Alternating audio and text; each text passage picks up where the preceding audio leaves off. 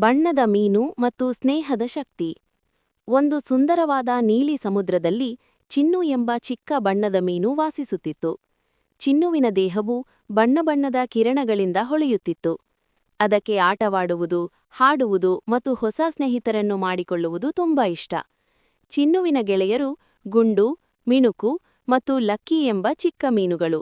ಎಲ್ಲರೂ ಸೇರಿ ಪ್ರತಿದಿನ ಸಮುದ್ರದೊಳಗೆ ಕಾರ್ಟೂನ್ ಪಾತ್ರಗಳಂತೆ ಕುಣಿದು ನಗುತ್ತಾ ಆಟವಾಡುತ್ತಿದ್ದರು. ಒಂದು ದಿನ ಸಮುದ್ರದಲ್ಲಿ ದೊಡ್ಡ ಬಿರುಗಾಳಿ ಬಂತು. ಅಲೆಗಳು ಜೋರಾಗಿ ಅಪ್ಪಳಿಸತೊಡಗಿದವು. ಎಲ್ಲಾ ಮೀನುಗಳು ಭಯಪಟ್ಟು ಅಡಗಿಕೊಂಡವು. ಆ ಗದ್ದಲದ ನಡುವೆ ಚಿನ್ನು ತನ್ನ ಗೆಳೆಯ ಲಕ್ಕಿ ಕಾಣೆಯಾಗಿದ್ದಾನೆಂದು ಗಮನಿಸಿತು. ನಾವು ಲಕ್ಕಿಯನ್ನು ಹುಡುಕಬೇಕು ಎಂದು ಚಿನ್ನು ಧೈರ್ಯವಾಗಿ ಹೇಳಿತು. ಗುಂಡು ಮತ್ತು ಮಿಣುಕು ಸಹ ಒಪ್ಪಿದರು. ಮೂವರೂ ಸೇರಿ ಬಿರುಗಾಳಿಯನ್ನು ಲೆಕ್ಕಿಸದೆ ಹುಡುಕಾಟ ಆರಂಭಿಸಿದರು. ಹುಡುಕುತ್ತಾ ಹೋಗುತ್ತಾ ಅವರು ಒಂದು ದೊಡ್ಡ ಕಲ್ಲಿನ ಹಿಂದೆ ಲಕ್ಕಿ ಸಿಕ್ಕಿಬಿದ್ದಿರುವುದನ್ನು ಕಂಡರು. ಲಕ್ಕಿ ತುಂಬಾ ಹೆದರುತ್ತಿದ್ದ. ಚಿನ್ನು ನಗುತ್ತಾ, ಭಯಬೇಡ ಲಕ್ಕಿ, ನಾವಿಲ್ಲಿದ್ದೇವೆ ಎಂದು ಧೈರ್ಯ ನೀಡಿತು.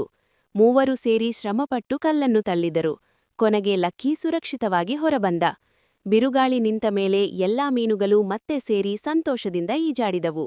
ಲಕ್ಕಿ ಕಣ್ಣೀರಿನಿಂದ, ನೀವು ನಿಜವಾದ ಸ್ನೇಹಿತರು ಎಂದು ಹೇಳಿದ. ಚಿನ್ನು ನಗುತ್ತಾ, ಸ್ನೇಹ ಇದ್ದರೆ ಯಾವುದೇ ಸಮಸ್ಯೆ ದೊಡ್ಡದಲ್ಲ ಎಂದಿತು. ಅಂದಿನಿಂದ ಆ ಸಮುದ್ರದಲ್ಲಿ ಎಲ್ಲರೂ ಒಟ್ಟಾಗಿ ಸಹಾಯ ಮಾಡುತ್ತಾ ಸಂತೋಷದಿಂದ ಬದುಕಿದರು. ಈ ಕಥೆಯ ಪಾಠ: ಸ್ನೇಹ, ಧೈರ್ಯ ಮತ್ತು ಸಹಕಾರ ಇದ್ದರೆ ಎಲ್ಲಾ ಸಮಸ್ಯೆಗಳಿಗೂ ಪರಿಹಾರ ಸಿಗುತ್ತದೆ.